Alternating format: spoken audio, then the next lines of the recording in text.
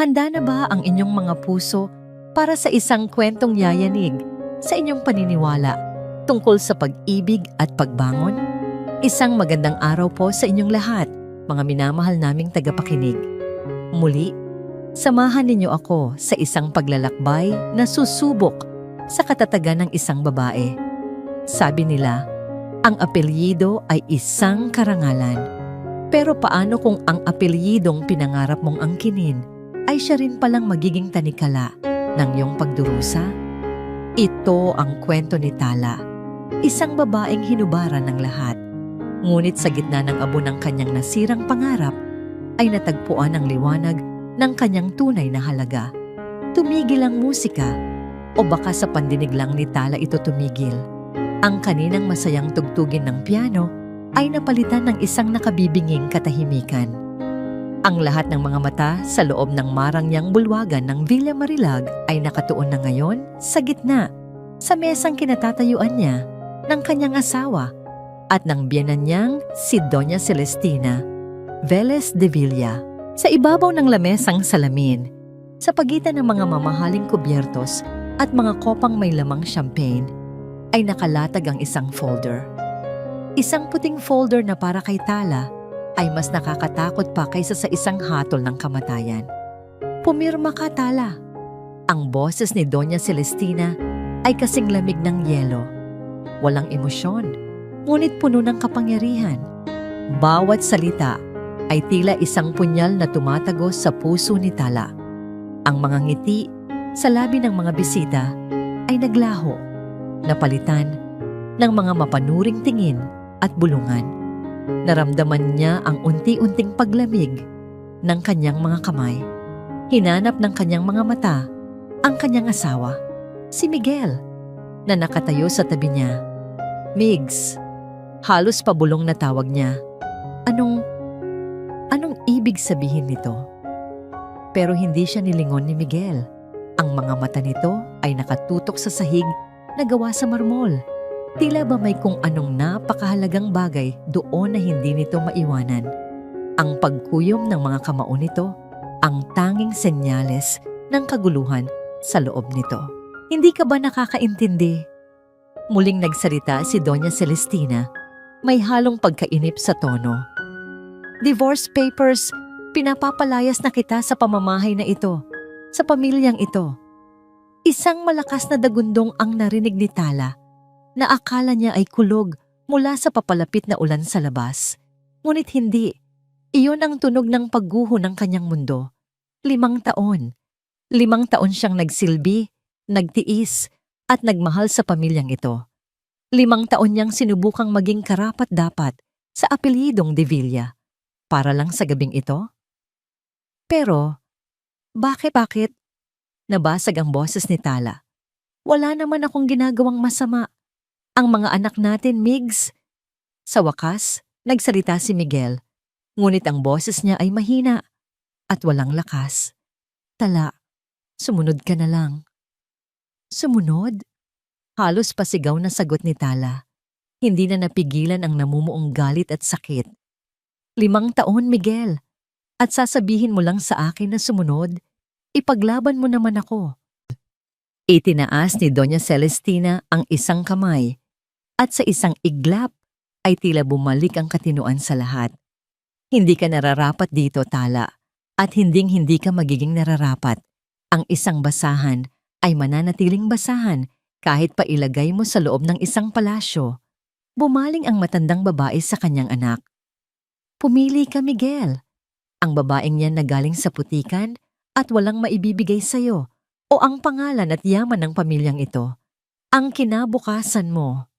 Ilang segundo ng katahimikan ang lumipas na para kay Tala ay isang kawalang hanggan. Bawat tibok ng kanyang puso ay isang panalangin. Piliin mo ako, Migs. Piliin mo kami ng mga anak mo. Dahan-dahang umiling si Miguel. Hindi pa rin ito tumitingin sa kanya. At sa simpleng kilos na yon, alam na ni Tala ang sagot. Gumuho ang huling piraso ng kanyang pag-asa. Guardia, malakas na utos ni Doña Celestina. 2 unipormadong guardia ang mabilis na lumapit sa kanila. Ang mga braso ni Tala ay marahang hinawakan. Hindi na siya pumalag. Wala nang lakas na natitira sa kanya. Para siyang isang manikang basahan na walang sariling isip. Habang hinihila siya palabas ng bulwagan, nakita niya ang kanyang 2 anak na umiiyak sa pangangalaga ng isang yaya. "Mama! Mama!" sigaw ng panganay niya. "Mga anak ko!" Sinubukan niyang kumawala, ngunit mas humigpit ang hawak sa kanya. "Huwag mong ilalapit ang dumi mo sa mga apo ko," sabi ni Doña Celestina mula sa kanyang likuran. "Sila ay mga Devilla, mananatili sila rito." At iyon na ang huling dagok. Kinuha na nila ang kanyang asawa, ang kanyang dignidad, at ngayon, pati ang kanyang mga anak. Ipinagtulakan siya palabas ng malaking pinto ng mansyon. Kasabay ng pagbukas nito ay ang pagbuhos ng malakas na ulan. Sa isang iglap, basang-basa na ang kanyang mamahaling bestida, ang bestidang ipinahiram lang sa kanya na hindi naman talaga sa kanya. Tumakbo siya pabalik sa pinto. Kinakalampag ito ng buong lakas. "Miguel, parang awa mo na. Ang mga anak natin. Huwag ninyo silang kunin sa akin." Ngunit walang sumasagot. Hanggang sa dahan-dahan, ang napakalaking tarangkahan ng Villa Marilag ay nagsara sa harap niya. Ang tunog ng pagsasara nito ay pinal at malupit. Naiwan siyang mag-isa sa labas, sa gitna ng bumubuhos na ulan, yakap-yakap ang sarili. Ang kaninang mga ilaw ng kasiyahan mula sa mansyon ay tila nangungutya na lang sa kanya ngayon. Wala siyang pera, wala siyang telepono, wala siyang patutunguhan, at higit sa lahat, wala na sa kanya ang kanyang mga anak. Napaluhod siya sa basang semento. Ang mga luha niya ay humahalo na sa tubig ulan. Ang sakit ay napakalalim, napakatindi, na halos hindi na siya makahinga. Ilang minuto siyang nanatili roon, nanginginig sa ginaw at sa bigat ng kanyang kabiguan. Hanggang sa isang pares ng ilaw mula sa isang sasakyan ang tumama sa kanya. Huminto ang isang luma, ngunit pamilyar na kotse sa kanyang tabi. Dahan-dahang bumaba ang bintana nito. Mula sa loob, isang mukhang puno ng pag-aalala ang sumilip. Talaapo. Ang boses ay puno ng init at pagmamahal, isang bagay na matagal na niyang hindi narinig. "Halika, umuwi na tayo." Ang unang gumising kay Tala ay hindi ang ingay ng alarm clock o ang yaya na kumakatok para ihanda ang mga bata. Ito ay ang sinag ng araw na dahan-dahang tumatagos sa mga bintanang gawa sa kapis at ang amoy ng kapeng barako na nagmumula sa kusina. For a moment, she was disoriented. Ang malambot na kutsyon at silk na kumot ng Villa Marilag ay napalitan ng isang papag na kawayan at isang manipis ngunit malinis na kumot. Dahan-dahan siyang bumangon at ang sakit ng nakaraang gabi ay bumalik na parang isang alon, malakas at nakakalunod.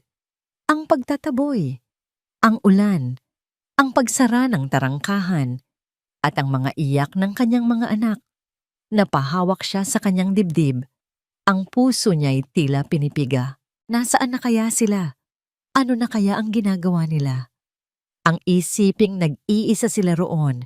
Sa malamig na mansyon na yon na walang pagmamahal, ay halos ikasira ng kanyang bait. "Gising ka na pala, apo." Ang boses ni Tita Malaya ay banayad, isang ligtas na kanlungan sa gitna ng kanyang nagngangalit na damdamin. Pumasok ito sa maliit na silid, may dalang isang tasang mainit na kape. "Heto, magkape ka muna. Alam kong mabigat ang iyong pinagdadaanan." Kinuha ni Tala ang tasa, ang init nito'y bahagyang nagpapaginhawa sa nanginginig niyang mga kamay. "Tita, ang mga anak ko po." Umupo si Tita Malaya sa gilid ng papag at hinaplos ang kanyang likod. "Alam ko, Tala. Alam kong sila ang nasa isip mo. Pero para maipaglaban mo sila, kailangan mo munang maging malakas. Kailangan mo munang buuin ang sarili mo." Sa mga sumunod na araw, ang bahay ni Tita Malaya sa Baryo Luntian ay naging kanyang santuwaryo. Sa tulong ng kanyang tiyahin, sinimulan niyang ayusin ang kanyang mga gamit, ang iilang damit, na naisiksik niya sa isang bag bago siya tuluyang paalisin. Habang nag-aayos sa isang lumang baul, may napansin siyang isang maliit, nakatuping kwaderno sa ilalim. Maalikabok ito at medyo naninilaw na ang mga pahina. Ngunit nang buksan niya ito, isang pamilyar na sulat kamay ang bumungad sa kanya. Iyon ang sulat ng kanyang lola Basyang. Ito ang lumang kwaderno ng mga resipe nito. Dahan-dahan niyang binuklat ang mga pahina. Naroon ang resipe para sa adobo, sa sinigang, sa kare-kare. Ngunit ang nasa pinakahuling pahina ang kumuha ng kanyang atensyon. Nakasulat sa magandang pagkakatitik, ang espesyal na bunriyo ni Basyang. Kasabay ng resipe ay may isang maliit na sulat. Para sa aking pinakamamahal na apotala, ang resipeng ito ay hindi lang basta sangkap at paraan ng pagluto. Ito ang kwento ng ating pamilya. Isang simbolo ng katatagan. Sa bawat kagat, naway maalala mo na kahit gaano kapait ang buhay, laging may tamis na mahahanap kung marunong kang maghintay at magsikap. Hindi niya napigilan ang pagtulo ng kanyang mga luha. Ang mga salita ng kanyang lola ay tila isang yakap mula sa nakaraan. Nakita siya ni Tita Malaya na umiiyak habang hawak ang kwaderno. Ngumiti ito nang may bahid ng lungkot. Ang bunriyo. Ang resipeng iyan ang bumuhay sa aming magkakapatid nung mga bata pa kami. Ang iyong lola, sa kabila ng kahirapan, ay nakahanap ng paraan para pagsama-samahin ang mga simpleng sangkap para makagawa ng isang bagay na napakasarap. Iyan ang pamana niya sa atin. Tala, hindi pera, hindi lupain, kundi ang pamana ng katatagan. Tinitigan ni Tala ang resipe. Ang mga sangkap ay simple lang, madaling mahanap sa palengke ng Baryo Luntian. Isang ideya ang biglang pumasok sa kanyang isip, isang maliit na sinag ng pag-asa. Tita, sabi niya, ang boses niya may bagong determinasyon. Pwede po ba akong humiram ng kaunting puhunan? Kinabukasan, sa tulong ni Tita Malaya, itinayo ni Tala ang isang maliit na lamesa at upuan sa harap ng kanilang bahay. Gamit ang isang lumang kaldero at kalan, nagsimula siyang magluto. Ang amoy ng nilulutong bunriyo, isang kombinasyon ng matamis, maalat at maanghang, ay unti-unting kumalat sa hangin. Nanginginig ang kanyang mga kamay habang sinasandok ang unang batch. Puno siya ng alinlangan. Paano kung walang bumili? Paano kung hindi masarap ang luto niya? Paano kung isa lang itong malaking pagkakamali? Pero nang maalala niya ang mukha ng kanyang mga anak, ang pangungulila sa kanilang mga yakap, nawala ang lahat ng kanyang takot. Pinalitan ito ng isang matinding determinasyon. Para sa inyo ito, mga anak. Lalaban si Mama, isang ale na naglalako ng gulay, ang unang huminto. Ano yang mabangong yan, Ineng? Bunriyo po, sagot ni Tala. Ngumiti sa kabila ng kaba. Gusto niyo po bang tikman? Bumili ang ale at pagkatapos ng isang subo, nanlaki ang mga mata nito. Naku, ang sarap. Bibilin ko na lahat ng natitira. Iyon ang simula. Mabilis na kumalat ang balita tungkol sa masarap na bunriyo ni Tala. Sa loob lamang ng isang linggo, may pila na sa harap ng kanyang maliit na pwesto tuwing hapon. Bawat sentimong kinikita niya ay maingat niyang itinatabi. Ito ang kanyang pondo para sa laban. Isang hapon, habang abala siya sa pag-aasikaso ng kanyang mga customer, isang makintab at itim na luxury car ang biglang huminto sa tapat ng kanyang pwesto. Ang sasakyan ay tila isang alien sa simpleng kalye ng Baryo Luntian. Bumukas ang pinto sa passenger side at mula roon ay bumaba ang isang babae. Nakasuot ito ng isang mamahaling business suit. Ang kanyang buhok ay nakapusod ng perpekto at ang kanyang tindig ay nagpapakita ng kapangyarihan at kumpiyansa. Huminto ang babae. Inilibot ang tingin at ang mga mata nito ay napako sa maliit na karatulang isinulat ni Tala. Sinagdala kusina. Pagkatapos, ang mga mata nito ay bumaling sa kanya.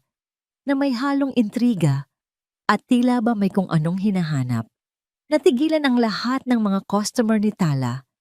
Ang mga usapan ay humina at naging bulungan. Lahat ng mata ay nakatuon sa babaeng bumaba mula sa mamahaling sasakyan. Para siyang isang agila na biglang lumapag sa gitna ng mga maya. Maganda, mapanganib, at hindi nababagay sa lugar na yon. Naglakad ito palapit sa pwesto ni Tala. Bawat hakbang ay may bigat at tiwala sa sarili. Huminto ito sa harap mismo ng maliit na lamesa at ang mga mata nito na matalas at mapanuri ay tinitigan si Tala. Magandang hapon po, bati ni Tala. Pilit na itinatago ang panginginig ng kanyang boses. May kung anong kaba siyang naramdaman. Ang babaeng ito ay nagpapaalala sa kanya kay Doña Celestina. Pareho sila ng aura ng kapangyarihan, ng karangyaan. Isa na namang tao mula sa mundong pilit niyang tinatakasan. Hindi agad sumagot ang babae. Ang tingin nito ay bumaba sa kaldero kung saan kumukulo ang sarsa ng bunrilyo. Ang amoy na iyon ang tila nagdala sa kanya roon. Anong tawag dito? Tanong nito. Ang boses ay direkta at walang paligoy. Bunrilyo po, sagot ni Tala. Isang order, utos ng babae. Mabilis na kumilos si Tala, ang kanyang mga kamay ay tila may sariling isip. Kumuha siya ng isang malinis na lalagyan at maingat na nagsandok. Habang ginagawa ito, ramdam na ramdam niya ang titig ng babae. Tila ba sinusuri nito, hindi lang ang kanyang pagkaing niluluto, kundi pati na rin ang kanyang buong pagkatao.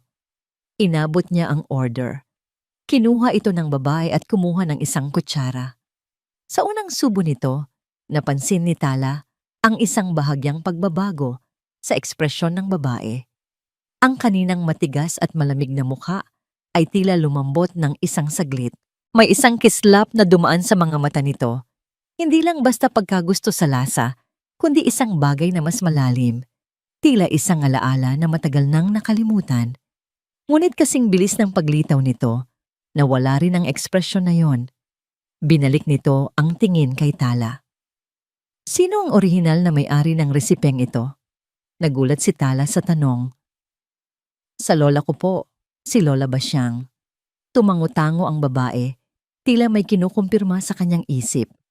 May potensyal ito, sabi nito, hindi bilang isang papuri, kundi bilang isang profesional na pagtatasa. Malaki ang potensyal nito. Inilabas nito ang kanyang wallet at nag-abot ng bayad, isang buong 1,000 piso. Naku, sobra po ito, sabi ni Tala habang naghahanap ng panukli. Sandali lang po. Keep the change, putol ng babae sa kanya. Inilapag nito ang isang maliit na puting card sa lamesa. Ang pangalan ko ay Diwa Cruz. Ako ang CEO ng Delgado Foods Corporation. CEO. Ang salitang yon ay tumama kay Tala na parang isang sampal. Isa siyang CEO. Galing siya sa mundo ni Miguel. Sa mundo ni Doña Celestina.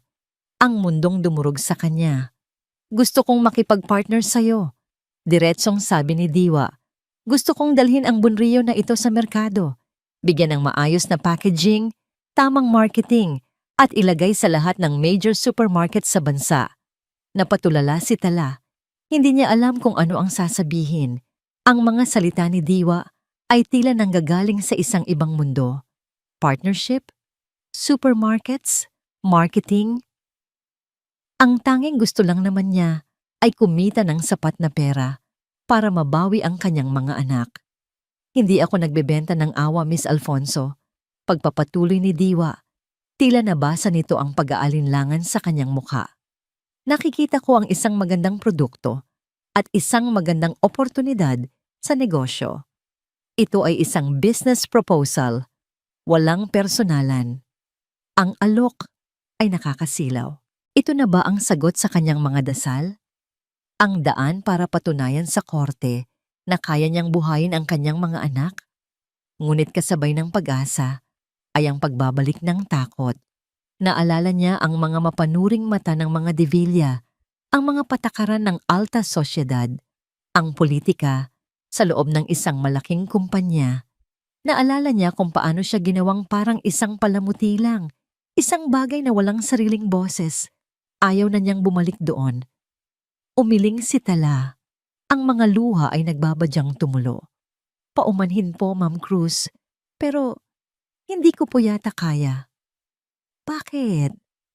Gusto ko na lang po ng simpleng buhay, sabi ni Tala. Ang boses ay nanginginig. Ayoko na pong bumalik sa mundo ng mga mayayaman, sa mundo ng negosyo. Masyado po akong nasaktan doon. Ang gusto ko lang po ay makasama ang mga anak ko. Tinitigan siya ni Diwa Cruz ng ilang sandali. Walang paghuhusga sa mga mata nito, tanging isang malalim na pag-intindi. Hindi ito nagpumilit, hindi ito nangumbinsi. Tumalikod na ito at nagsimulang maglakad pabalik sa sasakyan. Akala ni Tala ay iyon na ang katapusan. Ngunit bago ito pumasok sa loob, muli itong lumingon. Ang halaga mo ay hindi idinidikta ng ibang tao, Miss Alfonso, sabi ni Diwa. Ang boses ay malinaw at matatag.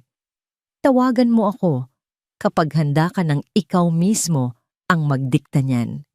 Pumasok ito sa sasakyan at ang itim na kotse ay mabilis na nawala sa dulo ng kalsada. Naiwan si Tala na nakatayo roon, tulala. Hawak ang malamig at mamahaling business card sa kanyang palad. Sa isang gilid, nakaukit sa gintong letra, Diwa Cruz, CEO, Delgado Foods, Gabi. Nakaupo si Tala sa loob ng bahay, pinagmamasdan ang business card. Paulit-ulit na naglalaro sa isip niya ang mga sinabi ni Diwa. Ang halaga mo ay hindi idinidikta ng ibang tao. Biglang tumunog ang luma at dinumerong telepono ni Tita Malaya.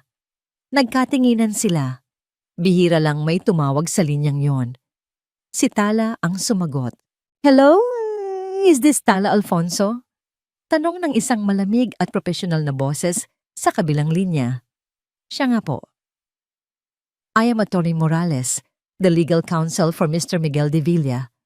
I am calling to formally inform you that my client, through his mother, Doña Celestina Velez de Villa, has filed a petition for full custody of your children. Nabitawan ni Tala ang telepono. The primary basis for the petition, nagpatuloy ang boses mula sa sahig, is your current state of financial instability, which makes you an unfit parent. Financial instability. Unfit parent. Ang mga salitang yon ng abogado ay umalingaw-ngaw sa isip ni Tala buong gabi. Mas malakas pa sa kulog, mas matalim pa sa anumang masasakit na salitang ibinato sa kanya ni Doña Celestina. Hindi na ito tungkol sa kanyang dignidad. Hindi na ito tungkol sa kanyang nasirang puso. Ito ay tungkol sa kanyang mga anak. At hindi siya papayag na kunin sila sa kanya nang walang laban. Kinabukasan, bago pa man sumikat ang araw, hawak na niya ang business card ni Diwa Cruz. Ang kanyang mga kamay ay nanginginig, hindi na sa takot, kundi sa isang nag-aalab na determinasyon. Tinitipan niya ang numero sa lumang telepono. Ang bawat tunog ay tila isang martilyo na humuhulma sa kanyang bagong kapalaran. Isang ring lang, may sumagot na. This is Diwa Cruz. Ang boses ay gising na gising at alerto, kahit na napakaaga pa. Huminga ng malalim si Tala. Miss Cruz, si Tala Alfonso po ito. May ilang segundong katahimikan sa kabilang linya. I was expecting your call, sabi ni Diwa, walang bahid ng sorpresa o pagyayabang. Tila ba alam na nito mula pa sa simula. Payag na ako, sabi ni Tala. Ang boses niya ay basag, ngunit buo ang loob. Tinatanggap ko po ang alok ninyo. Good. Simpleng sagot ni Diwa. My office, Delgado Foods Tower in Makati. Tomorrow, 9 a.m. sharp. Don't be late. At ibinaba na nito ang telepono.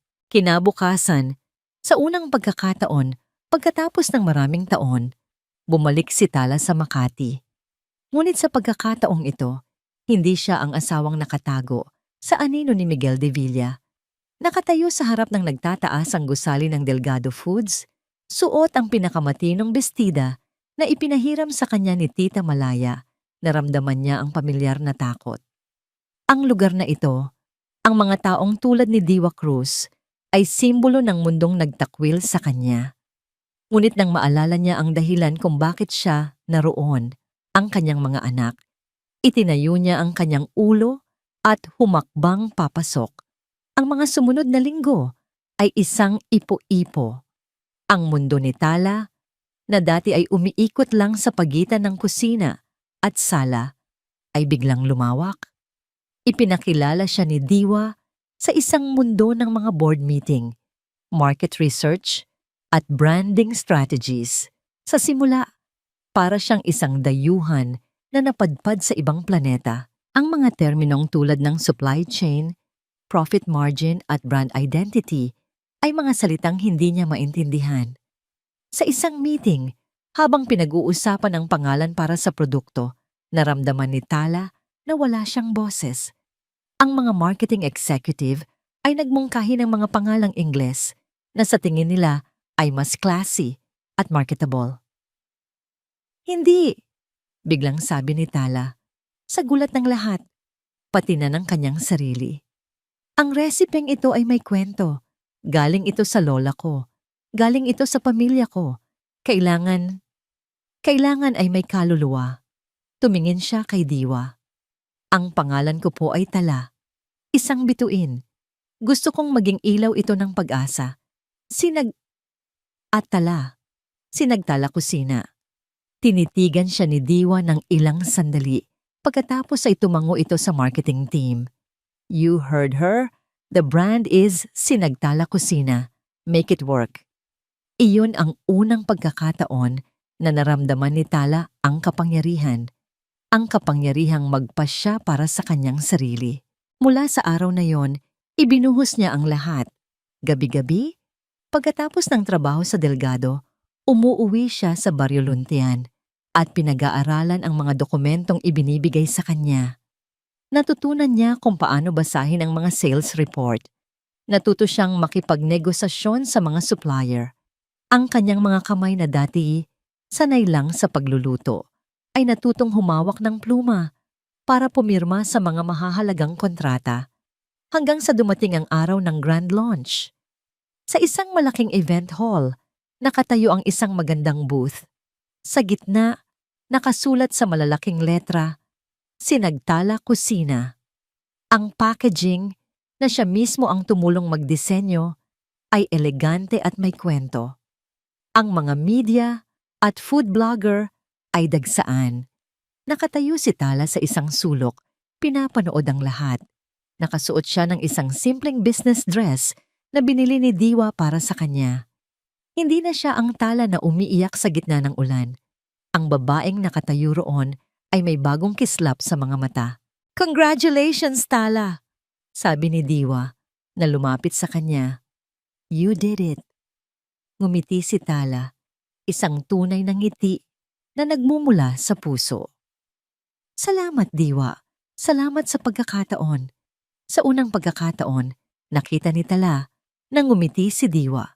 Isang maliit, ngunit tapat na ngiti. Ang galing mo, Tala. Hindi kita binigyan ng kahit ano.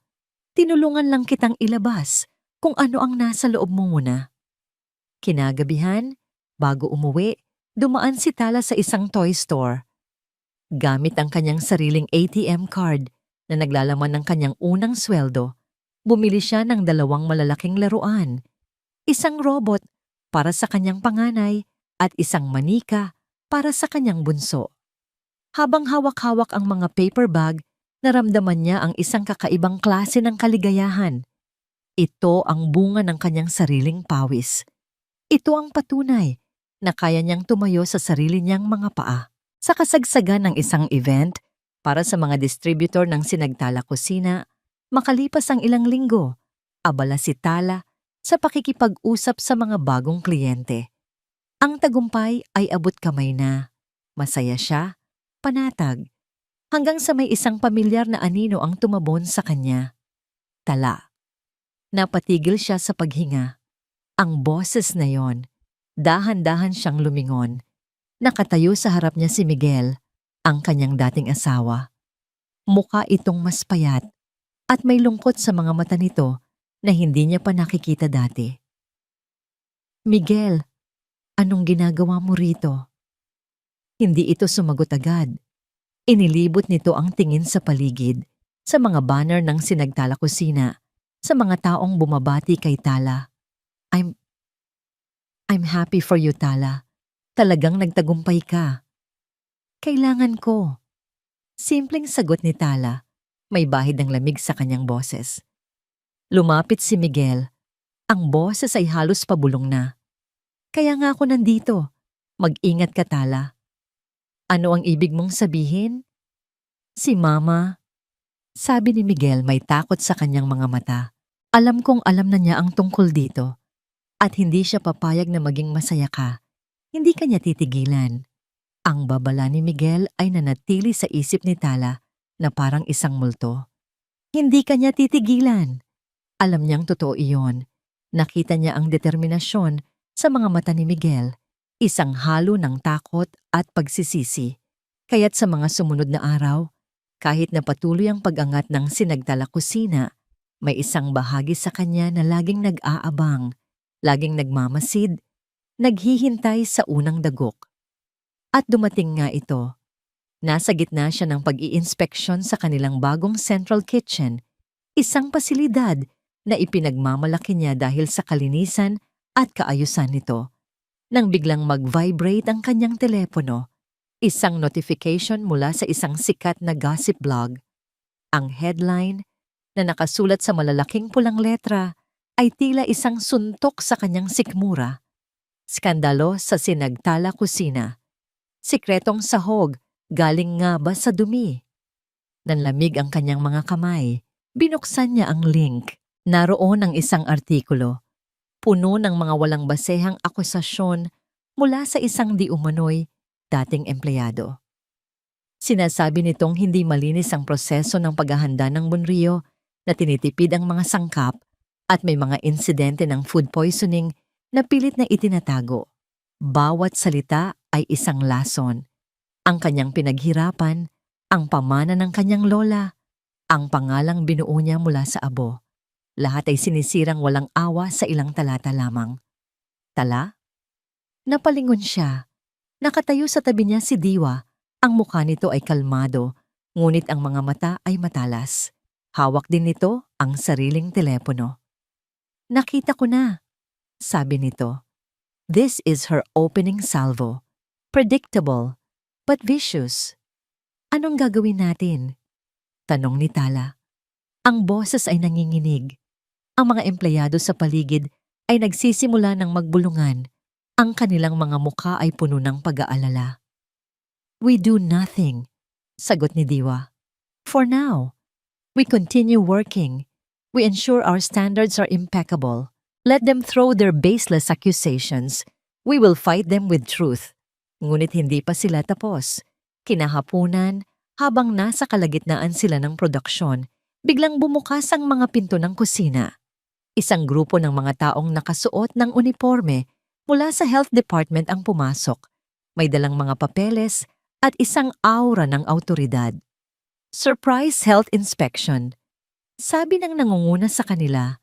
Ang boses ay malamig at opisyal. May natanggap kaming reklamo tungkol sa inyong pasilidad.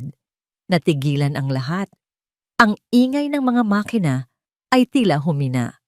Si Tala, sa kabila ng alam niyang malinis ang kanyang kusina, ay nakaramdam ng matinding kaba. Paano kung may itinanim sila? Paano kung may ginawa silang paraan para magkaroon ng basehan ang kanilang mga kasinungalingan? Ngunit bago pa man siya makapagsalita, humakbang si Diwa.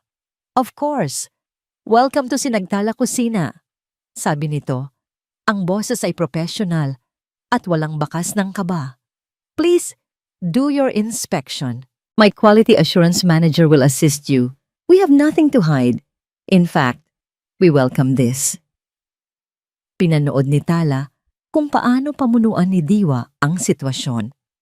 Kalmado nitong ipinakita ang lahat ng kanilang mga sertipikasyon, ang mga logbook ng kalinisan, at ang CCTV footage na nagpapakita ng kanilang maingat na proseso mula simula hanggang dulo. Bawat tanong ng mga inspektor ay sinasagot nito ng may kumpiyansa at katibayan. Pagkatapos ng halos 2 oras na masusing pagsisiyasat, umalis ang mga health inspector nang walang nakitang anumang paglabag. Ngunit alam ni Tala at Diwa na ang pinsala ay nagawa na. Ang balita tungkol sa surprise inspection ay siguradong kakalat na rin. Kinabukasan, gaya ng inaasahan, laman na naman sila ng mga balita. Ngunit sa pagkakataong ito, handa na si Diwa. Nagpatawag ito ng isang kagyat na press conference. Sa harap ng mga kamera at reporter, tumayo si Diwa hindi para magdepensa, kundi para umatake. Kahapon, ang Sinagtala Kusina ay naging biktima ng isang marumi at malisyosong black propaganda. Simula niya, ngayon, narito kami para ipakita sa inyo ang katotohanan. Isa-isang ipinakita ni Diwa sa malaking screen ang mga ebidensya. Ang malinis na resulta ng health inspection, ang mga testimonya ng kanilang mga tapat na supplier, at ang mga CCTV footage na nagpapakita ng kanilang food-grade na proseso. Pagkatapos, tinawag niya si Tala sa entablado. Nanginginig ang mga tuhod ni Tala, ngunit nang makita niya ang tiwala sa mga mata ni Diwa, nakahanap siya ng lakas. Ako po si Tala Alfonso. Sabi niya sa mikropono, ang boses niya ay mahina, ngunit malinaw. Ang Sinagtala Kusina po ay hindi lang isang negosyo para sa akin. Ito po ang kwento ng aking lola. Ito po ang kinabukasan ng aking mga anak. Hindi ko po hahayaan na ang isang bagay na binuo mula sa pagmamahal at katapatan ay wasakin ng kasinungalingan. Ang kanyang simpleng mga salita na puno ng emosyon at katotohanan ay tila mas tumagos sa puso ng mga manonood kaysa sa lahat ng teknikal na paliwanag. Pagkatapos ng press conference, habang papalabas sila ng hall, isang babaeng nakauniporme ng janitor ang lumapit sa kanila. Mukha itong takot at palingalinga sa paligid. Ma'am Tala, pabulong nitong sabi. Dati po akong nagtrabaho sa De Villa Foods. Nagkatinginan si Tala at Diwa. May inabot ang babae na isang nakatuping papel kay Tala. Nakita ko po ito sa basurahan malapit sa opisina ni Doña Celestina. Hindi ko po alam kung ano ito, pero baka makatulong. Mabilis na umalis ang babae bago pa man makapagpasalamat si Tala. Binuksan ni Tala ang papel. Isa itong lumang photocopy, malabo, ngunit malinaw na isang pahina mula sa isang lumang ledger. May mga petsa mula pa noong dekada 70 at sa tabi ng isang listahan ng mga sangkap na halos kapareho ng nasa Bonrio, may isang pangalang nakasulat, Basilia Basyang Madrigal, ang pangalan ng kanyang lola. Kasabay ng papel ay may isa pang maliit na sticky note na tila sinadyang isama. Nakasulat dito, hindi kanya gustong sirain lang, gusto niyang bawiin ang recipe. Ang Villa Marilag ay mas malamig na ngayon kaysa dati. O baka sa pakiramdam lang ni Miguel iyon. Mula nang umalis si Tala, ang mansyon ay nawala ng kaluluwa. Ang mga bulwagan ay malawak at walang laman. Ang katahimikan ay binabasag lamang ng mahihinang yabag ng mga katulong at ng malalamig na utos ng kanyang ina. Nakaupo siya sa kanyang leather na upuan, hawak ang isang baso ng mamahaling alak, ngunit hindi niya ito iniinom. Nakatutok ang kanyang mga mata sa screen ng tablet, pinapanood ang replay ng press conference ni Tala.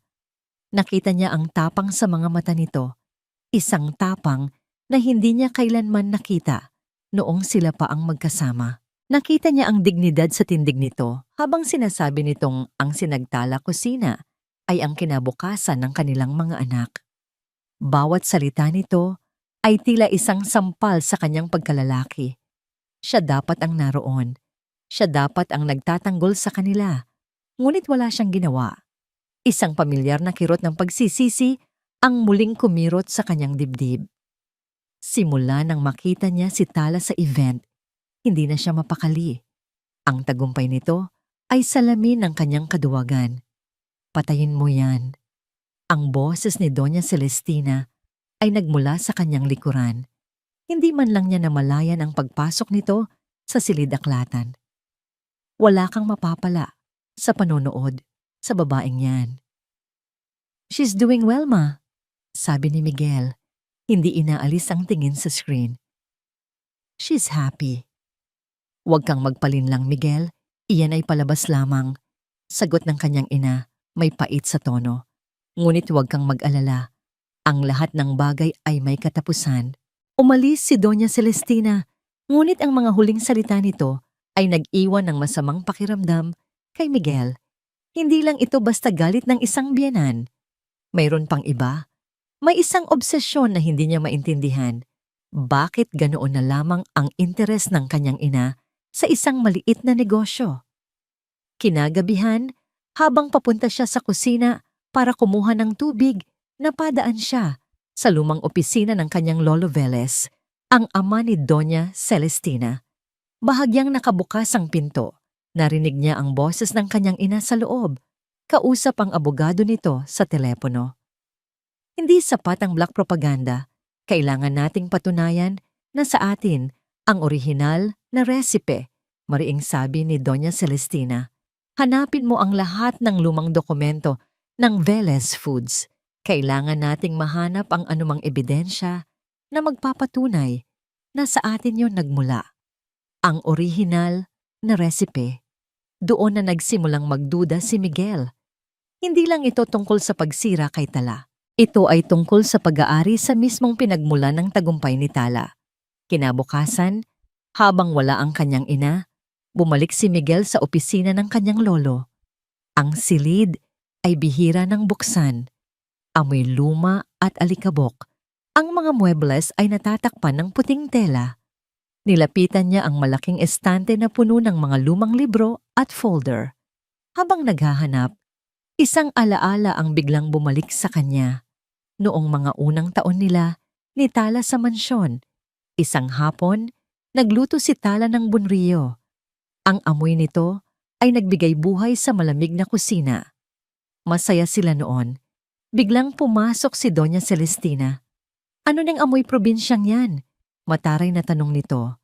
Ngunit sa likod ng pangiinsulto, nakita ni Miguel ang isang bagay na kakaiba sa mga mata ng kanyang ina. Isang matalas na pagmamasid. Pinanood nito ang bawat galaw ni Tala sa pagluluto. Tila kinakabisado. Tila sinusuri. Noong una, inakala niyang iyon ay paraan lang nito para humanap ng kapintasan.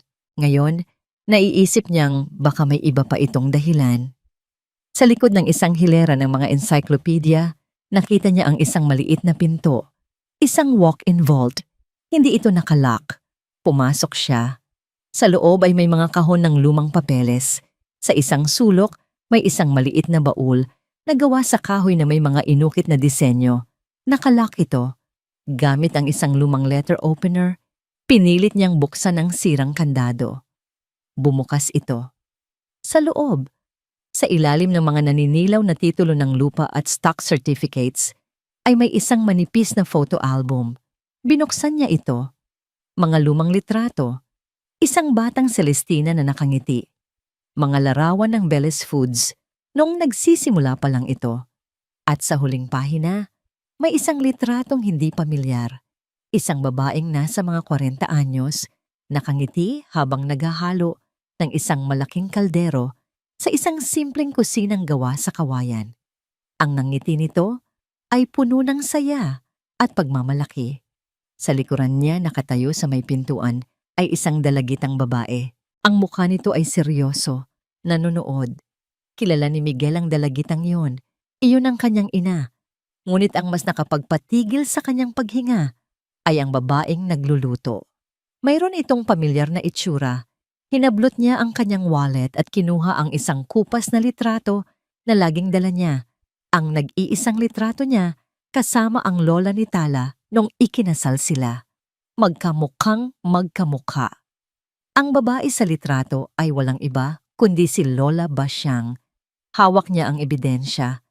Ang patunay na matagal nang alam ng kanyang ina ang tungkol sa resipe, na hindi ito nagkataon lang. Miguel? Nanigas si Miguel sa kanyang kinatatayuan. Dahan-dahan siyang lumingon. Nakatayo sa pintuan ng vault ang kanyang ina, si Doña Celestina. Ang mukha nito ay walang emosyon, ngunit ang mga mata nito ay kasing lamig ng yelo. Nakita nito ang album at ang litratong hawak niya. May mga bagay na hindi mo na dapat hinuhukay pa, Miguel. Para makatakas sa bigat ng mga problemang idinulot ni Doña Celestina, inanyayahan ni Tala si Diwa na maghapunan sa Baryo Luntian. Para maiba naman, sabi ni Tala sa telepono, tikman mo naman ang luto ni Tita Malaya. Mas masarap pa sa bunriyo ko. Pumayag si Diwa. At sa gabing iyon, sa unang pagkakataon, nakita ni Tala ang isang Diwa Cruz na malayo sa imahe ng isang CEO. Dumating itong nakasimpleng blusa at pantalon lang. Walang bakas ng makeup at ang buhok ay nakalugay lang. Sa maliit na hapagkainan ni Tita Malaya, sa ibabaw ng lamesang kahoy na may takip na mantel na bulaklakin, sila'y nagsalo-salo sa mainit na sinigang at pritong isda. Ang hangin ay puno ng tawanan. Si Diwa, na laging seryoso at formal sa opisina, ay tila naging mas magaan. Nakikinig ito sa mga kwento ni Tita Malaya tungkol sa kabataan ni Tala, at paminsan-minsan ay ngumingiti ito, isang ngangiting abot, hanggang sa kanyang mga mata. Naramdaman ni Tala ang isang kakaibang saya. Sa kabila ng lahat ng gulo, heto sila, tila isang maliit at kakaibang pamilya. Napakasarap po ng luto ninyo, tita, sabi ni Diwa habang humihigop ng sabaw. Ngayon ko lang ulit ito natikman. Matagal na. Tila may isang malayong alaala na bumalik sa kanya, ngunit mabilis din itong nawala. Naku, iha, wala yan. Natutuwang sagot ni Tita Malaya. Ang mga mata nito ay may kakaibang kislap habang pinagmamasdan si Diwa.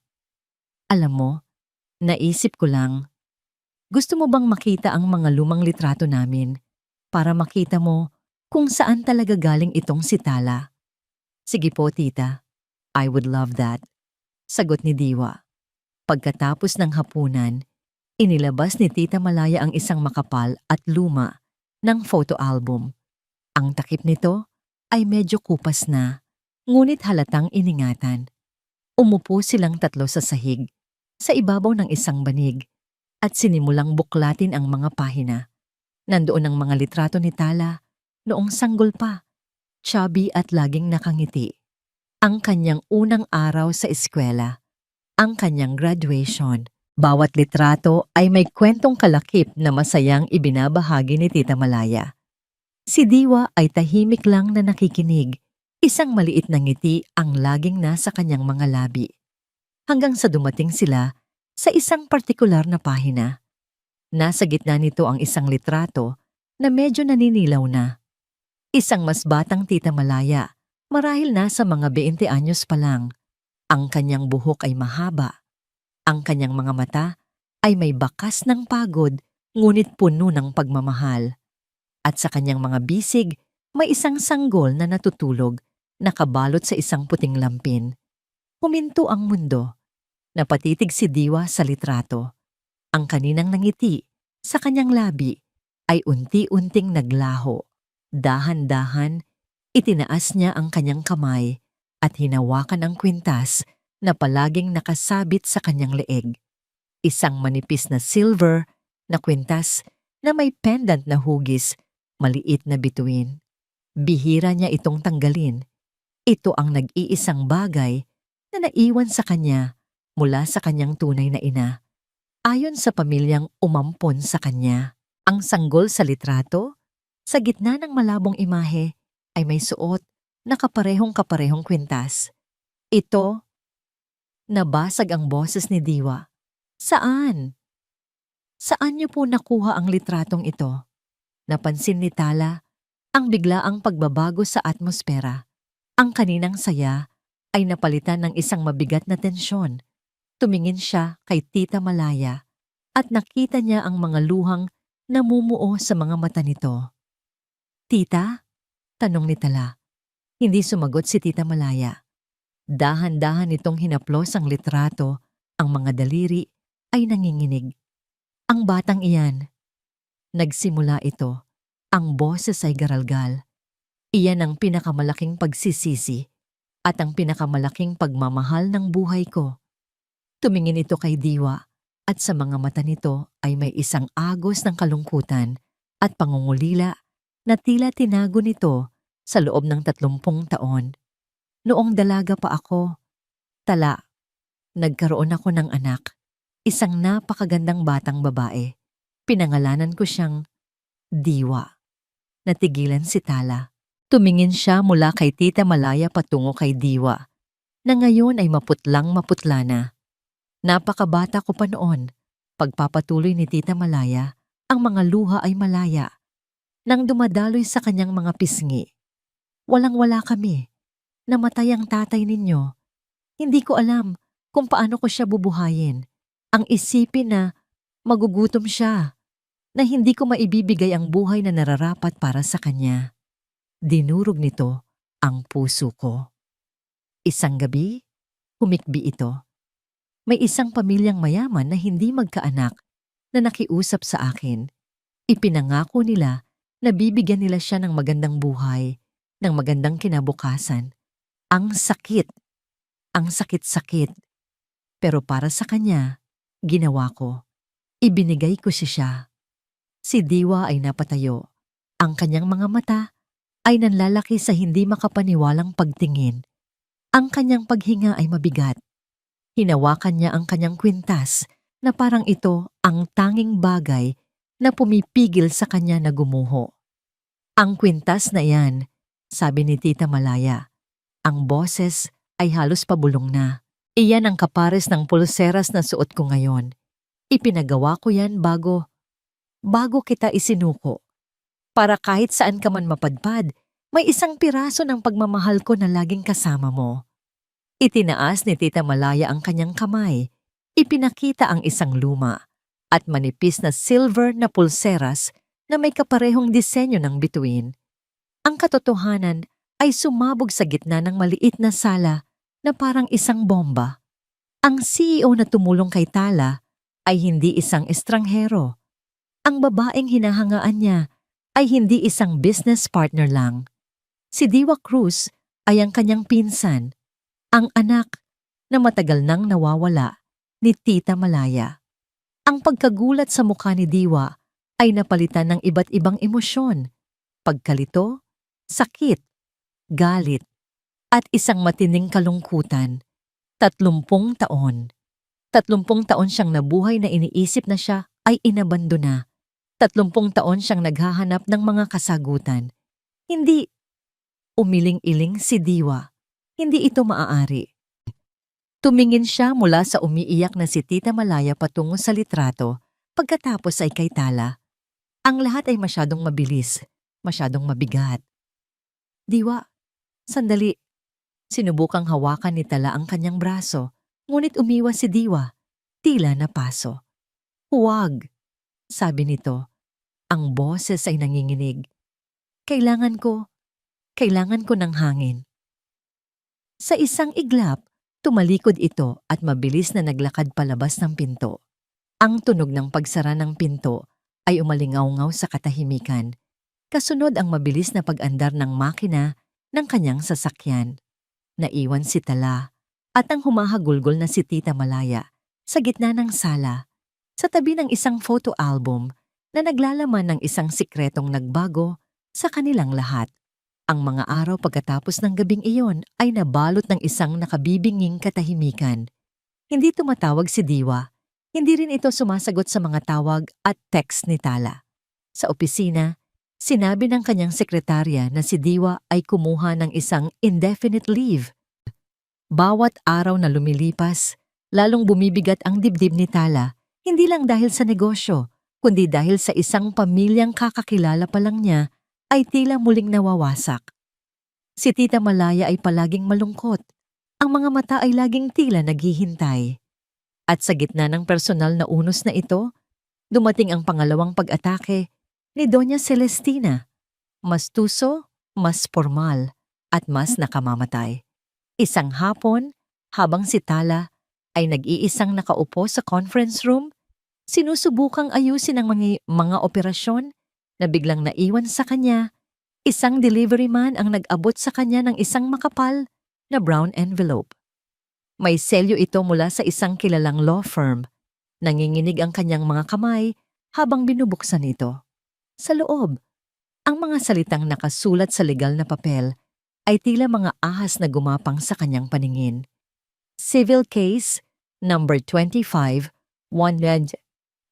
De Villa Corporation versus Tala Alfonso and Sinagtala Cucina Foods.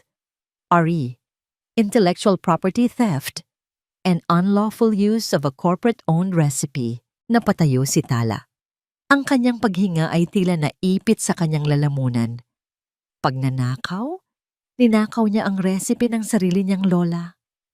Kasama ng summons ay mga kopya ng ebidensya, mga lumang dokumento na may selyo ng Velez Foods mula pa noong 1970s, mga sinumpaang salaysay mula sa mga dating empleyado na nagpapatunay na ang bunrio ay isang experimental recipe ng kumpanya. Isang detalyadong narrative kung paano ang lola ni Tala, na isang simpleng katulong lang daw sa kusina noon, ay tinangkang angkinin ang resipe. Kasinungalingan. Lahat ay kasinungalingan. Ngunit ang mga dokumento ay mukhang opisyal. Ang mga petsa ay mukhang kapani-paniwala. Ito ay isang perpektong gawa-gawang katotohanan. Kinabukasan, sa opisina ng abogado ng Delgado Foods, gumuho ang natitirang pag-asa ni Tala. Magaling ang mga abogado nila, sabi ni Attorney Ramos, isang matandang lalaki na may seryosong mukha. Habang binabasa ang mga dokumento, ang mga ebidensya nila, kahit na alam nating peke, ay napakatibay sa papel. May mga petsa, may mga pirma, may mga testimonya. Samantalang tayo, ang hawak lang natin ay isang lumang kwaderno at ang kwento ng iyong pamilya. Tumingin ito sa kanya ng may awa. Sa korte, Attorney Ramos, ang ebidensya ang nagsasalita, hindi palaging ang katotohanan. Ang mga salitang iyon ay ang hatol. Ang balita tungkol sa kaso ay mabilis na kumalat na parang apoy. Sa pagkakataong ito, hindi na ito chismis lang sa blog. Ito ay isang lehitimong kaso at sa mata ng publiko at ng mundo ng negosyo.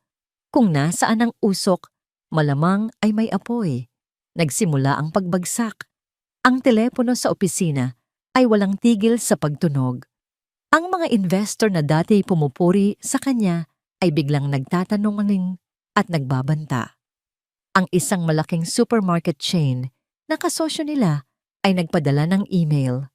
We will be temporarily pulling out all Sinagtala Cucina products from our shelves pending the result of this legal case. Ang mga benta ay bumagsak. Ang mga order ay nakansela. Ang Sinagtala Cucina, ang bituin ng kanyang pag-asa, ay unti-unting namamatay. Isang gabi, naiwan si Tala sa opisina, mag-isa. Nakatingin siya sa bintana, sa mga ilaw ng Makati, na dati simbolo ng kanyang bagong simula.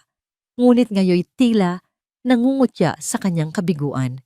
Napapaligiran siya ng mga sales chart na puro pula, ng mga cancellation notice, ng multo ng isang pangarap na gumuho.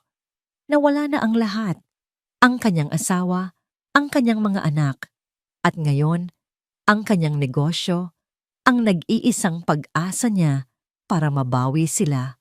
Napayuko siya sa kanyang lamesa at doon, sa gitna ng katahimikan, ay humagulgol siya ng walang tunog.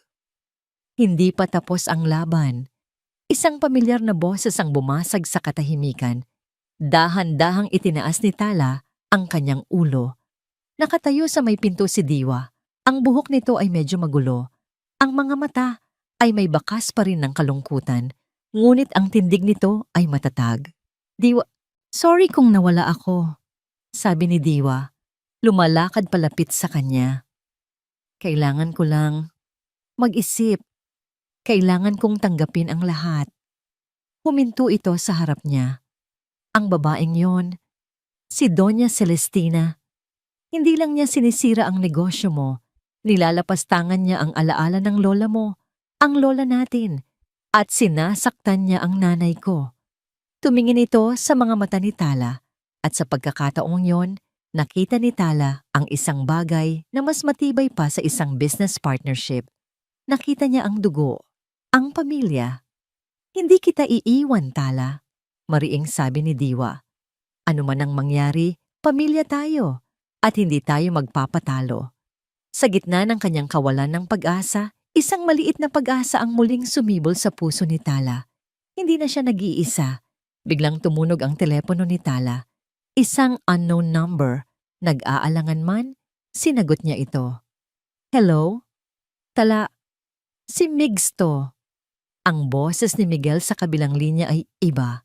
Hindi ito ang mahinang boses na dati niyang naririnig. Ito ay puno ng pagmamadali at takot. Galing ako sa opisina ni Mama. May narinig ako. May nakita ako. Tala, kailangan nating magkita. Miguel, anong... Magkita tayo sa Kape Kalinaw, sa labas ng Baryo Luntian. Ngayon na. May ibibigay ako sa'yo. Sabi ni Miguel. Ang boses ay halos pabulong na. Sisirain nito si Mama, pero ililigtas ka nito. At biglang naputol ang linya. Ang Kape Kalinaw ay isang maliit na kapihan sa gilid ng highway. Ilang kilometro lamang mula sa Baryo Luntian. Ang pangalan nito ay isang kabalintunaan sa nararamdaman ni Tala habang nagmamaneho siya papunta roon, kasama si Diwa sa passenger seat. Walang kapayapaan sa kanyang puso, tanging isang nagngangalit na bagyo ng kaba, pag-asa at takot. Nadatnan nila si Miguel na nag-iisa sa isang mesa sa pinakasulok na bahagi ng kapihan. Nakayuko ito, nakatingin sa tasang hindi naman niya ginagalaw. Nang makita sila, mabilis itong napatayo. Ang mukha niya ay puno ng pagkabalisa. Salamat at dumating kayo, sabi niya. Ang boses ay nanginginig. Wala tayong maraming oras. Walang paligoy-ligoy. Inilapag ni Miguel sa mesa ang isang luma at makapal na leather-bound journal. Ang takip nito ay may inisyal na AV. Amadeo Velez, ang kanyang lolo. Nasa opisina ako ni Mama kanina. Paliwanag ni Miguel, mabilis at pabulong. Narinig ko siyang kausap ang abogado niya. Pinaghahandaan na nila ang final hearing. Sabi niya, siguraduhin mong walang makakalabas na anumang personal na gamit mula sa vault ni Papa. Doon ko naalala ang nakita ko dati. Bumalik ako. Tumingin siya sa mga mata ni Tala at sa unang pagkakataon, nakita ni Tala ang isang matinding pagsisisi at determinasyon. Ang tagal kong naging duwag, Tala. Ang tagal kong hinayaan na kontrolin niya ako. Pero hindi na ngayon. Hindi ko nahahayaang sirain niya ang alaala ng lola mo at ang kinabukasan ng mga anak natin. Binuksan niya ang journal sa isang pahinang may marka. Basahin niyo, basahin. Sabay na yumuko si Tala at Diwa. Ang sulat kamay ay luma na, ngunit malinaw pa rin. Ito ang mga salita ng lolo ni Miguel. Isinulat mahigit 40 taon na ang nakalipas. October 17, 1978, nakahanap ng isang pambihirang talento ang aking Celestina. Isang kusinera mula sa probinsya, si Basilia. Ang kanyang lutong bunrio ay may kakaibang lasa na siguradong papatok sa merkado. Sinabi ko kay Celestina na kunin ang recipe, bayaran kung kinakailangan. Ngunit ang anak ko ay may mas malaking ambisyon. Sabi niya, bakit natin babayaran ng isang bagay na pwede naman nating hiramin at pagandahin, Papa? May talino talaga siya sa negosyo. Sa bawat salitang binabasa nila, unti-unting nabubuo ang buong larawan ng panlilinlang. Ang mga sumunod na pahina ay nagdetalye kung paano pinag-aralan at binago ng Velez Foods ang recipe. Binigyan ito ng bagong pangalan na hindi naman sumikat at kalaunan ay ibinasura nang hindi magtagumpay sa merkado. Ngunit ang pinakamatinding ebidensya ay ang huling talata sa serye ng mga entry na yon. January 5, 1979. Umalis na ang kusinera. Tila nalaman niya ang aming balak. Sinubukan pa siyang habulin ni Celestina. Gustong papirmahin sa isang kasulatan na nagsasabing sa amin ang karapatan sa lahat ng kanyang niluto habang siya'y aming empleyado. Ngunit hindi na siya nagpakita. Isang maliit na problema. Madali itong makakalimutan ng panahon. Ito na, bulong ni Diwa. Ang mga mata ay nag-aapoy sa galit at kaluwagan. Ito ang baril na tatapos sa kanila. Tumingin si Tala kay Miguel. Bakit, Migs? Bakit mo ito ginagawa? Dahil kailangan, sagot niya. Isang mapait na ngiti ang gumuhit sa kanyang labi. Para sa mga anak ko, para malaman nila balang araw na ang tatay nila, kahit isang beses lang sa buhay niya, ay piniling gawin ang tama. Inabot niya ang journal kay Tala. Ipaglaban mo ang sayo, Tala. I'm sorry for everything. Tumalikod si Miguel at mabilis na lumabas ng kapihan, naglaho sa dilim bago pa man makasagot si Tala. Kinabukasan. Ang araw ng special stockholders meeting ng De Villa Corporation. Ipinatawag ito ni Doña Celestina para sa isang mahalagang anunsyo, ang formal na pag-takeover sa mga ari-arian ng bangkaroteng sinagtala, kusina. Nakatayo si Doña Celestina sa podium, nasa kasagsagan ng kanyang matagumpay na talumpati. Ang kanyang boses ay puno ng kapangyarihan habang inilalatag niya ang kanyang mga plano. Ang mga miyembro ng board at ang mga stockholder ay taimtim na nakikinig. At sa pamamagitan ng legal na proseso, na ipawalang bisa natin ang walang basehang pag-angkin sa isang recipe na lehitimong pag-aari ng pamilya Velez. Ngayon, ibabalik natin ito sa nararapat nitong tahanan. Biglang bumukas ang malaking pinto sa likuran ng hall. Lahat ng ulo ay lumingon. Doon, nakatayo si Tala at Diwa. Si Tala ay nakasuot ng simpleng itim na bestida. Si Diwa ay nasa kanyang karaniwang power suit. Naglakad sila sa gitnang pasilyo ng may katahimikan at determinasyon. Ang mga bulungan ay nagsimula. Anong ibig sabihin nito? Sigaw ni Doña Celestina. Ang muka ay nagbago mula sa tagumpay tungo sa pagkairita. Security! Palabasin ang mga babaeng yan! Ngunit bago pa man makalapit ang mga gwardiya, itinaas ni Diwa ang isang dokumento. As a significant shareholder of this corporation, through Delgado Foods Holdings, I have every right to be here, and we have something to share. Sa isang iglap, ang malaking screen sa likod ni Doña Celestina na kanina'y nagpapakita ng logo ng De Villa Corp ay nag-flash ng isang imahe, ang close-up shot ng sulat kamay mula sa journal ni Amadeo Velez. Natigilan ang lahat. Anong kalokohan ito? Nanginginig na, sabi ni Doña Celestina. Hindi po ito kalokohan, sabi ni Tala. Ang kanyang boses ay malinaw at matatag. Pinalakas ng mikroponong hawak niya. Ito po ang katotohanan. Ang katotohanan na 40 taon ninyong itinago. Isa-isang ipinakita ni Diwa ang mga pahina ng journal sa screen, habang si Tala ang nagbabasa ng mga salita ng lolo ni Miguel ng malakas at may damdamin. Ang kwento ng pagnanakaw, ng panlilinlang, ng pag-abuso sa isang simpleng kusinera na ang tanging kasalanan ay ang magkaroon ng pambihirang talento. Ang kaninang paghanga sa mga mukha ng mga stockholder ay napalitan ng pagkabigla, pagkatapos ay ng galit at pagkasuklam. Kasungalingan. Lahat yan ay gawa-gawa lang. Desperadong sigaw ni Doña Celestina. Ang kanyang mukha ay namumutla na. Kung kasinungalingan ito, Mama, bakit nasa akin ang orihinal? Isang boses ang narinig mula sa gilid ng entablado. Isang boses na kilalang-kilala ni Doña Celestina. Lumabas si Miguel mula sa anino. Hawak ang orihinal na journal. Tumingin siya sa kanyang ina. Hindi na may takot, kundi may awa. Tapos na ang laro, Ma.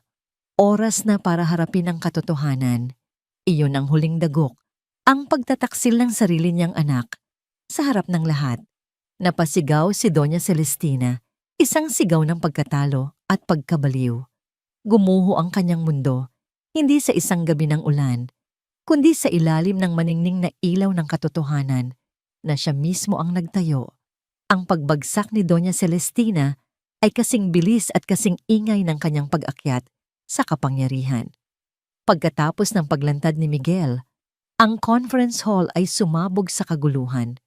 Ang mga flash ng kamera ay walang tigil na kumikislap. Ang mga tanong ng media ay nagsisigawan, ngunit si Doña Celestina ay tila wala nang naririnig. Nakatayo lang siya sa podium.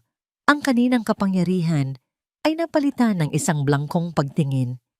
Para siyang isang reyna na nawalan ng kaharian sa isang iglap.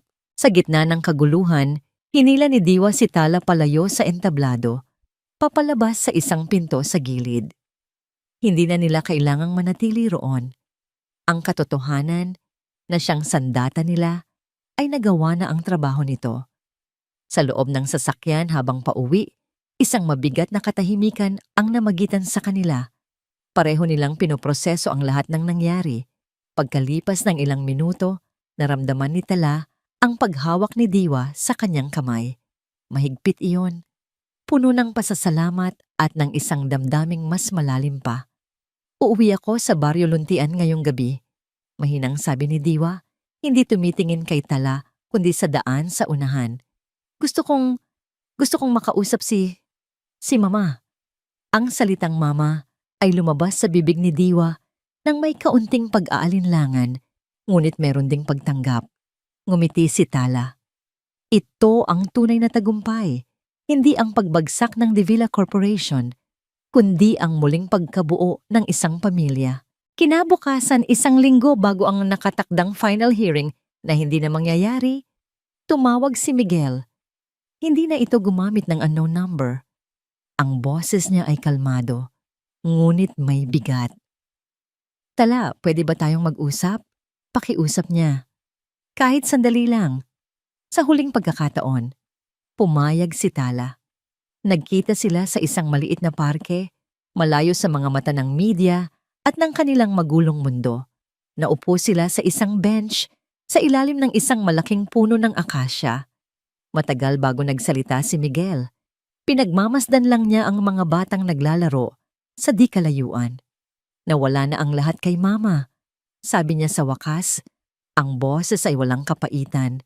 Tanging isang malungkot na pagtanggap sa katotohanan. Ang board ay pinag-resign siya. Ang mga kasosyo ay umaatras. Ang pangalan ng pamilya, nawasak na. Hindi umimik si Tala. Hinayaan niya lang itong magsalita. Pero alam mo kung ano ang pinakamasakit? Tumingin ito sa kanya at nakita ni Tala ang mga luhang namumuo sa mga mata nito. Hindi ang pera o ang kumpanya ang iniiyakan niya. Ang paulit-ulit niyang sinasabi ay, pati si Miguel, pati ang anak ko, kinuha niya sa akin. Isang kirot ang naramdaman ni Tala, hindi para sa sarili niya, kundi para sa lalaking nasa harap niya. Hindi mo ako kinuha sa kanya, Migs. Mahinang sagot ni Tala. Ikaw ang pumili. Sa unang pagkakataon, ikaw ang pumili para sa sarili mo. Tumulo ang mga luha ni Miguel. Sana ginawa ko yan noon pa. Sana noong gabing pinalayas ka niya, sana ipinaglaban kita. Sana naging lalaki ako para sa'yo, para sa mga anak natin. Patawarin mo ako, Tala. Sa lahat ng kaduwagan ko, sa lahat ng sakit na idinulot ko sa'yo, patawad. Tinitigan ni Tala ang kanyang dating asawa, ang galit na matagal niyang kinimkim, ang sakit ng pagtataksil. Lahat ng yon ay tila unti-unting naglalaho. Ang nakikita na lang niya ay isang taong naligaw, isang taong pinagsisihan ang kanyang mga pagkakamali, isang taong sa wakas ay natutong tumayo para sa tama. Kahit nahuli na ang lahat, dahan-dahan, hinubad ni Tala ang kanyang wedding ring, ang huling simbolo ng kanilang nakaraan na palagi pa rin niyang suot sa isang kadena sa kanyang leeg bilang paalala. Inilagay niya ito sa palad ni Miguel. Matagal na kitang pinatawad, Migs, sabi niya, at sa pagsambit niya ng mga salitang yon, Naramdaman niya ang isang pambihirang gaan. Pinatawad na kita, hindi para sa'yo, kundi para sa akin. Para makalaya ako sa sakit, para makapagsimula ako ulit. Tumingin siya sa mga mata nito. Maging mabuti kang ama sa mga anak natin. Iyon na lang ang mahalaga ngayon. Tumayo na siya para umalis. Tala, tawag ni Miguel. Saan ka pupunta? Lumingon si Tala, isang maliit at panatag na ngiti ang sumilay sa kanyang mga labi. Uwi. Pagbalik niya sa opisina, tahimik na. Ang mga telepono ay hindi na tumutunog para sa mga kanselasyon.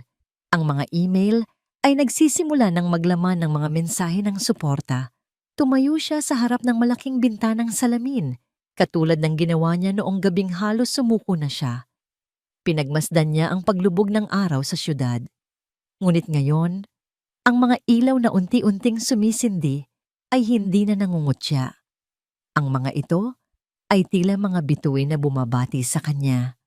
Ang bigat na matagal niyang pinasan, ang pangangailangang patunayan ang kanyang sarili, ang galit, ang pagnanais na manalo, lahat ng iyon ay nawala. Napalitan ito ng isang malalim at payapang katahimikan. Malaya na siya.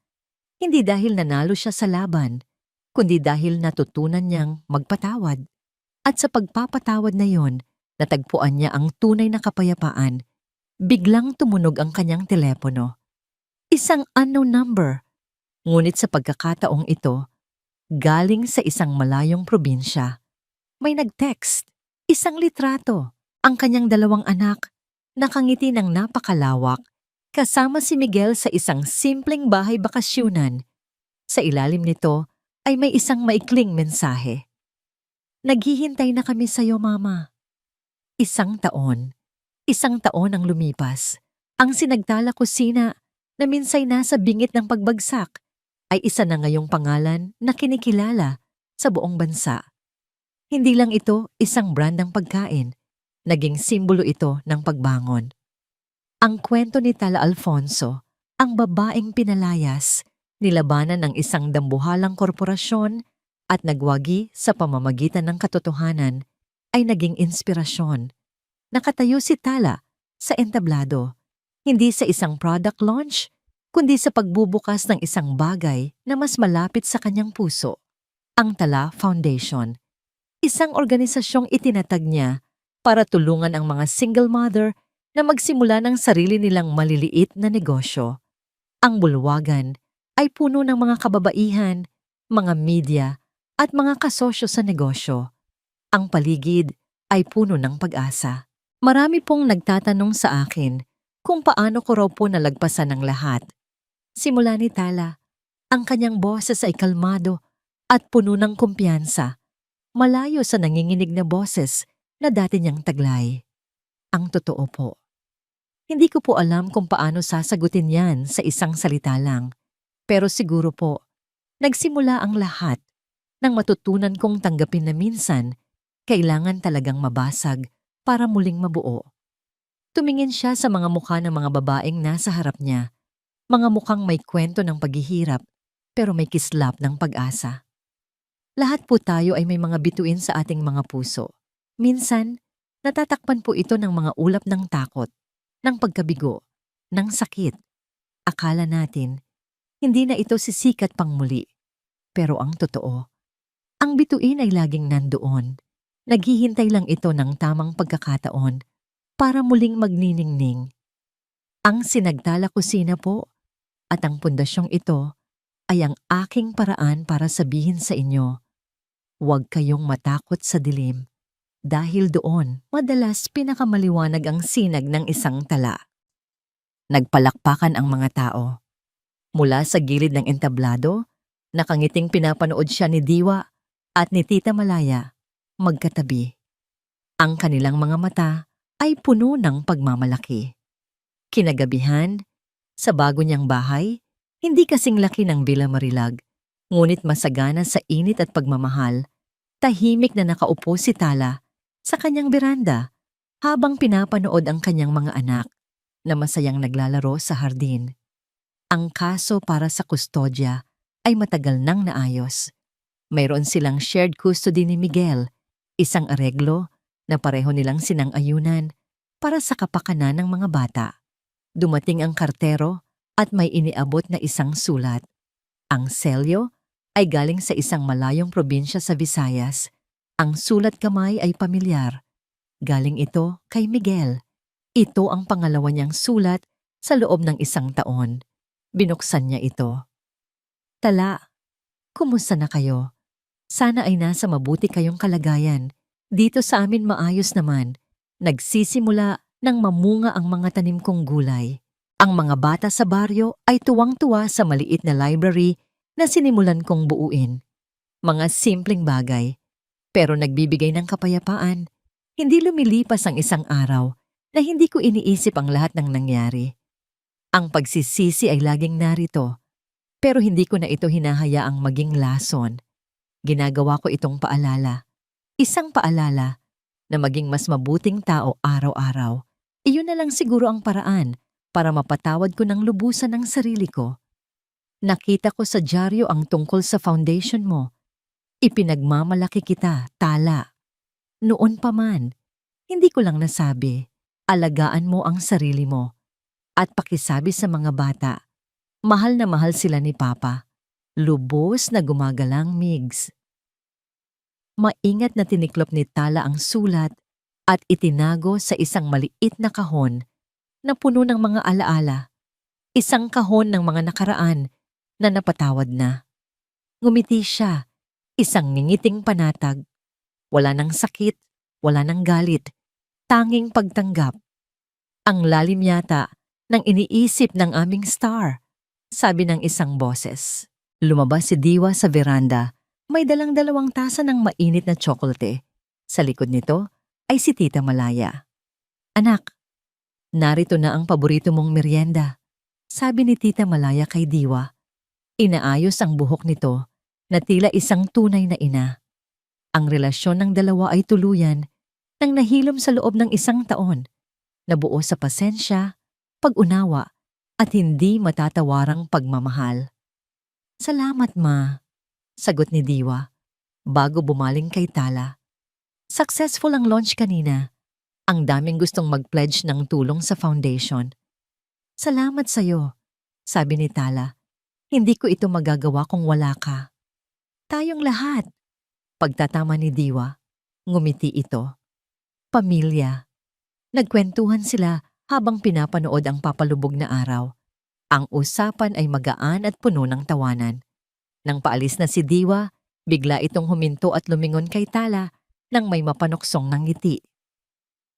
By the way, sabi nito, napansin ko lang kanina sa event, mukhang mas masarap pa yata sa Bunrio ang mga ngiti sa'yo ng bago nating head chef, ah? Dinamula ang mga pisngi ni Tala. Diwa, kung ano-ano ang napapansin mo. Bakit? Masama ba? Tumawa si Diwa. Gwapo naman si Chef Anton. At higit sa lahat, mukhang mabait. Deserve mo nang sumaya ulit, pinsan. Kinindatan siya ni Diwa bago tuluyang umalis. Naiwan si Tala sa beranda. Ang puso ay may kakaibang kaba. Habang ang alaala ng mainit na ngiti ni Chef Anton ay biglang pumasok sa kanyang isip. Ang amoy ng bagong lutong bunrio ay muling pumuno sa hangin. Ngunit sa pagkakataong ito, hindi ito nagmumula sa isang maliit na pwesto sa gilid ng kalsada. Nagmumula ito sa isang maluwag at modernong kusina, kung saan ang tawanan ay mas malakas pa kaysa sa tunog ng mga sandok at kaldero.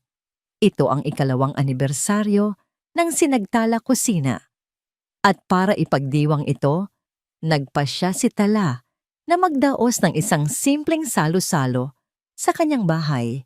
Ang mga bisita, sila-sila lang, ang kanyang pamilya. Mama, ako na po ang maghihiwa ng sibuyas. Masayang sabi ng kanyang panganay na ngayon ay mas matangkad na at may tiwala na sa sarili. Dahan-dahan lang anak, paalala ni Tala habang tinutulungan ang kanyang bunso na maghalo ng sarsa sa isang maliit na bowl. Sa isang sulok ng kusina, nagtatawanan si Diwa at Tita Malaya habang naghahanda ng ensaladang mangga. Ang relasyon nila ay hindi na alanganin. Ito ay natural, puno ng lambing, na para bang hindi sila nagkahiwalay ng 30 taon. "Diwa, anak, pakilagyan mo pa ng kaunting bagoong," sabi ni Tita Malaya. "Ma, baka umalat masyado," sagot ni Diwa. Ngunit sumunod pa rin ito. Isang mapagmahal na ngiti ang nasa kanyang mga labi. Pinanood sila ni Tala. Ang puso niya ay napuno ng isang matinding pasasalamat. Ito ang pamilyang binuo, hindi ng dugo at apelyido lamang, kundi ng pagsubok, ng pagpapatawad, at ng pagmamahal na walang kondisyon. Ito ang kanyang tunay na yaman. Hindi ang malaking bahay, hindi ang matagumpay na kumpanya, kundi ito, ang simpleng sandaling ito. May nag-doorbell. "Ako na po," sigaw ng mga bata, at nagunahan silang tumakbo papunta sa pinto. Pagbalik nila, may kasama na silang isang bisitang hindi inaasahan ni Tala, ngunit lihim na inaasam. "Chef Anton," bati ni Tala, hindi maitago ang bahagyang pamumula ng kanyang mga pisngi. "Tala," bati ni Anton, ang kanyang mga mata ay ngumingiti. May dala itong isang bouquet ng mga simpleng puting bulaklak at isang cake. "Happy anniversary sa sinagtala at sayo." "Naku, nag-abala ka pa," sabi ni Tala. "Hindi iyan abala," sagot ni Anton. "Isang karangalan. Ang hapunan ay masaya at maingay." Nagkwentuhan sila tungkol sa mga bagong plano para sa kumpanya, sa mga nakakatawang karanasan ng mga bata sa eskwela, at sa mga pangarap para sa hinaharap. Sa ilalim ng mesa, naramdaman ni Tala ang daliri ni Anton na marahang dumampi sa kanyang kamay. Hindi niya ito inalis. Sa halip, hinayaan niya lang doon, isang tahimik na pangako ng isang bagong simula. Pagkatapos ng hapunan, habang ang mga bata ay abala sa pagkain ng cake at sina Diwa at Tita Malaya ay nagkakape, lumabas si Tala at Anton sa hardin. Ang gabi ay malamig at ang langit ay puno ng mga bituin. "Alam mo," simula ni Anton, "noong una kitang makilala sa launch ng foundation mo, ang unang napansin ko ay hindi ang galing mo sa negosyo." "Ano pala?" tanong ni Tala. "Ang mga mata mo," sagot ni Anton. "May lungkot pa rin doon, pero sa likod ng lungkot may apoy. Isang apoy na hindi kayang patayin ng kahit anong uns." Tumingin ito sa kanya. Ngayon, wala na ang lungkot. Apoy na lang ang nakikita ko, at mas maliwanag pa ito kaysa dati. Hindi nakapagsalita si Tala. Ang mga sinabi ni Anton ay tumagos sa kanyang puso. "Tala, alam kong marami kang pinagdaanan, pagpapatuloy nito, at hindi ako nagmamadali. Pero gusto ko lang malaman mo na handa akong maghintay, handa akong maging kaibigan mo muna, o kung ano man ang kailangan mo." Sa unang pagkakataon sa loob ng napakatagal na panahon, naramdaman ni Tala ang isang kakaibang kilig. Isang kilig na hindi nagmumula sa pangangailangan, kundi sa isang masayang pag-asa. Ngumiti siya, isang tunay at malayang nangiti. "Salamat, Anton. Siguro, pwede nating simulan sa isang tasa ng kape bukas?" Ang ngiti sa labi ni Anton ay kasing liwanag ng buwan. "Bukas, hihintayin ko yan." Naiwan si Tala sa hardin, mag-isa. Tumingala siya sa langit na puno ng bituin. Ang hangin ay sariwa. Ang gabi ay payapa. Nahanap na niya ang kanyang sarili. Nahanap na niya ang kanyang pamilya. At marahil lang, ay natagpuan na rin niya ang simula ng isang bagong pag-ibig. Hindi na siya ang babaeng umiiyak sa gitna ng ulan. Hindi na siya ang asawang naghahanap ng pagtanggap. Hindi na siya ang biktimang uhaw sa hustisya. Siya si Tala, isang ina, isang anak, isang kaibigan, isang pinuno, isang babaeng binuo ng kanyang mga pangarap at pinatatag ng kanyang mga sugat. At tulad ng isang bituin, ang kanyang liwanag ay hindi na muling magdidilim. At dito po nagtatapos ang kwento ni Tala sa Sinagtala. Ang recipe ng pagbangon. Isang kwentong nagturo sa atin na ang tunay na lakas ay hindi nasusukat sa yaman o kapangyarihan, kundi sa kakayahang bumangon mula sa pagkakadapa. Ipinakita sa atin ni Tala na ang pagpapatawad ay hindi para sa taong nakasakit sa atin, kundi para sa ating sariling kapayapaan. At higit sa lahat, ipinaalala niya sa atin na ang bawat isa sa atin, gaano man kadilim ang ating pinagdaanan, ay may bituing nag-aabang na muling magniningning. Maraming salamat po sa inyong walang sawang pagsubaybay sa kwentong ito. Sana po ay napulutan ninyo ng inspirasyon at aral ang paglalakbay ni Tala. Ano po ang pinakapaborito ninyong bahagi ng kwento? At anong klaseng kwento naman po ang gusto ninyong marinig sa susunod? I-comment nyo lang po sa ibaba at lagi po naming binabasa ang inyong mga suhestyon. Hindi dito nagtatapos ang ating paglalakbay. Marami pa pong kwentong kasing ganda at mas puno ng aral dito sa aming channel. Kung nagustuhan nyo ang kwentong ito, i-like, i-share sa pamilya at mga kaibigan at mag-subscribe na rin para lagi kayong updated sa mga susunod pa naming kwento. I-click nyo ang notification bell para kayo ang unang makarinig kapag may bago kaming upload. Pagpalain po kayo ng Panginoon, kayo at ang inyong buong pamilya. Hanggang sa muli,